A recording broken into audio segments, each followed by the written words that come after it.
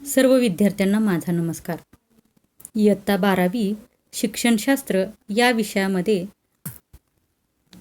शिक्षणशास्त्र इयत्ता 12वी. आज आपण शिक्षणशास्त्र या विषयामध्ये समाविष्ट एकूण 8 प्रकरणांचा थोडक्यात आढावा घेणार आहोत.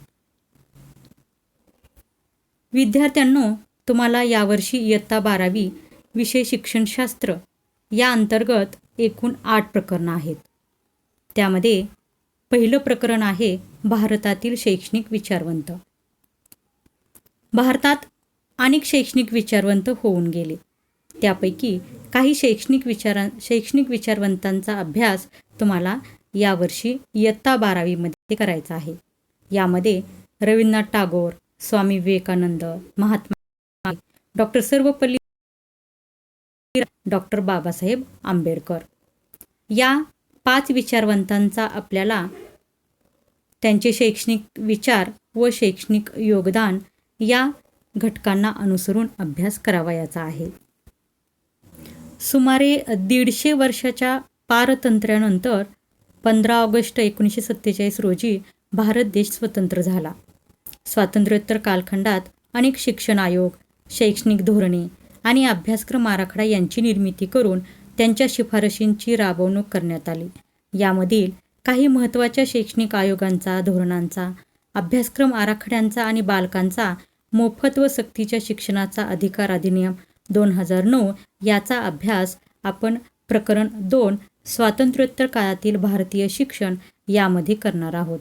यामध्ये स्वातंत्र्योत्तर काळातील प्रमुख शिक्षण आयोगामध्ये विद्यापीठ शिक्षण आयोग, माध्यमिक शिक्षण आयोग आणि भारतीय शिक्षण आयोग, तसेच राष्ट्रीय शैक्षणिक धोरण 1986, राष्ट्रीय अभ्यासक्रम आराखडा 2005, महाराष्ट्र राज्य अभ्यासक्रम आराखडा 2010 आणि बालकांचा मोफत व सक्तीच्या शिक्षणाचा अधिकार अधिनियम 2009 याचा अभ्यास आपण प्रकरण 2 स्वातंत्र्योत्तर काळातील भारतीय शिक्षण यामध्ये करणार आहोत.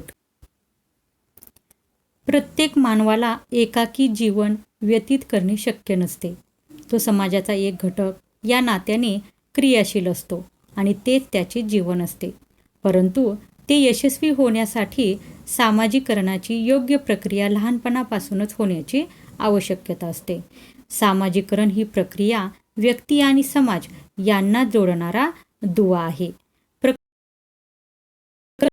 यामध्ये आपण सामाजिकरणाची संकल्पना, सामाजिकरणात शिक्षणाची भूमिका, तसेच सामाजिक परिवर्तनाची संकल्पना, सामाजिक परिवर्तनाची वैशिष्ट्ये, परिवर्तन घडवून आणणारे घटक, सामाजिक परिवर्तनात शिक्षणाची भूमिका, त्याचबरोबर समूह संपर्क माध्यमे यामध्ये संकल्पना, समूह संपर्क माध्यमांचे प्रकार, फायदे आणि मर्यादा यांचा अभ्यास आपण प्रकरण 3 सामाजिकरण यामध्ये करणार आहोत.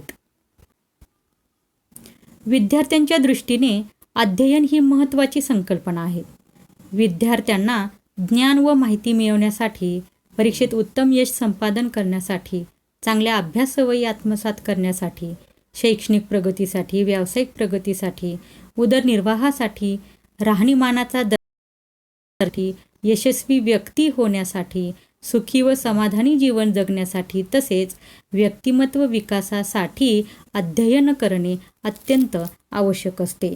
अध्ययन प्रक्रिया प्रकरण 4 या अंतर्गत अध्ययन प्रक्रियेची संकल्पना, स्वरूप, वैशिष्ट्ये, अध्ययनावर परिणाम, अध्ययन संक्रमण, तसेच अध्ययन उपपत्तीमध्ये प्रयत्न प्रमाद अध्ययन उपपत्ती आणि मर्मदृष्टीमूलक अध्ययन उपपत्ती या घटकांचा अभ्यास प्रकरण 4 अध्ययन प्रक्रिया यामध्ये करणार आहोत. आजच्या या आधुनिक तंत्रज्ञानाच्या युगात सर्वच क्षेत्रामध्ये व्यवस्थापनाची गरज निर्माण झाली आहे. शिक्षण क्षेत्रातील प्रश्नांचे स्वरूप तर सतत बदलत असते. शिक्षणातील गुणवत्ता वाढवून त्यांचे संवर्धन करण्यासाठी शैक्षणिक व्यवस्थापन महत्त्वाचे असते. प्रकरण 5 शैक्षणिक व्यवस्थापन आणि प्रशासन या प्रकरणामध्ये उत्तम शैक्षणिक व्यवस्थापकाची गुणवैशिष्ट्ये, वर्ग व्यवस्थापक म्हणून शिक्षकाची कार्ये, राज्यस्तरीय मुख्य शैक्षणिक प्रशासकांची कार्ये यामध्ये शिक्षण सचिव, आयुक्त, शिक्षण संचालक, राज्यस्तरीय शैक्षणिक संस्था यामध्ये राज्य शैक्षणिक संशोधन व प्रशिक्षण परिषद, महाराष्ट्र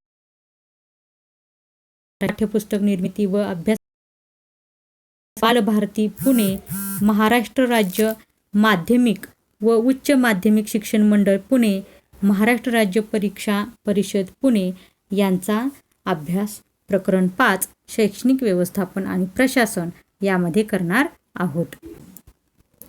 विद्यार्थ्यांमध्ये विविध कौशल्यांचा विकास करणे, विद्यार्थ्यांना विषयज्ञान देणे याबरोबरच विद्यार्थ्यांमधील सुप्त कलागुणांचा विकास करणेही तितकेच महत्त्वाचे आहे. म्हणून शालेय स्तरावर अभ्यासक्रम विकसित करणे हे अत्यंत महत्त्वाचे कार्य आहे. त्याचबरोबर शैक्षणिक उद्दिष्टे किती प्रमाणात साध्य झालीत हे ठरवण्यासाठी शैक्षणिक मूल्यमापनाची गरज असते. प्रकरण 6 अभ्यासक्रम आणि शैक्षणिक मूल्यमापन यामध्ये अभ्यासक्रमाची संकल्पना, अभ्यासक्रम विकसनाची तत्त्वे, शैक्षणिक मूल्यमापनाची संकल्पना, सातत्यपूर्ण सर्वंकष मूल्यमापन आणि परीक्षा या घटकांचा अभ्यास 6 अभ्यासक्रम आणि शैक्षणिक मूल्यमापन यामध्ये अभ्यासणार आहोत.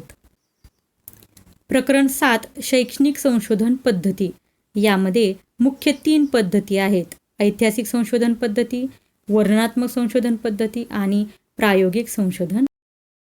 या 3 पद्धतींचा अर्थ आणि वैशिष्ट्ये, त्याचबरोबर माहिती संकलनाची साधने यामध्ये प्रश्नावली, मुलाखत सूची, संपादन कसोटी या घटकांचा अभ्यास प्रकरण 7 शैक्षणिक संशोधन पद्धती यामध्ये अभ्यासणार आहोत. प्रकरण 8 शिक्षणातील नवप्रवाह यामध्ये सर्वसमावेशक शिक्षण, मुक्त शिक्षण, संमिश्र अध्ययन, ज्ञानरचनावाद आणि कौशल्याधारित शिक्षण या शिक्षणातील नवप्रवाहांचा अभ्यास आपण प्रकरण 8 मध्ये करणार आहोत. मुलांनो, परिवर्तन हा निसर्गाचा नियम आहे. समाजात सातत्याप्रमाणे शिक्षण प्रक्रियेतील बदल होत असतात आणि शिक्षण प्रक्रियेतील हे बदल आपण शिक्षणातील नवप्रवाह म्हणून ओळखतो. अशा